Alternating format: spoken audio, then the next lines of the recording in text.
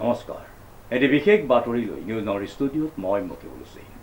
টিয়কত বানাক্ৰান্তক Indian red cross ছ'চাইটিৰ অনাময় সামগ্ৰী প্ৰদান নিউজ নাওৰ এক বিশেষ প্ৰতিবেদন উজনি অসমত ভয়ানক বানৰ বিভীষিকাৰ পাছত বানাক্ৰান্তৰ কাষত অসমৰ বিভিন্ন দল সংগঠন অনুষ্ঠান প্ৰতিষ্ঠান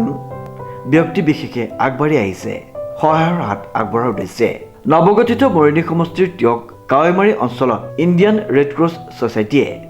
বানাক্ৰান্ত ৰাইজক bleaching powder phenyl sanitary napkin আদি অনাময় সামগ্ৰী প্ৰদান কৰে শিৱসাগৰ জিলাৰ চৰাইদেউ আদি জিলাত সংস্থাটোৱে বানপীড়িত ৰাইজৰ ওচৰলৈ গৈ সহায়ৰ হাত আগবঢ়োৱা পৰিলক্ষিত হয় ৰেড ক্ৰছ ছ'চাইটি যোৰহাট জিলাৰ সভাপতি হেমন্ত গোহাঁই কোষাধ্যক্ষ জয়ন্ত হাজৰিকা আজীৱন সদস্য সঞ্জীৱ বৰা ৰফিকুল আলী উপস্থিতিত সহযোগিতা আগবঢ়ায় বানপীড়িত ৰাইজসকলক বিৰাজ বৰাৰ ৰিপৰ্ট নিউজ নাও।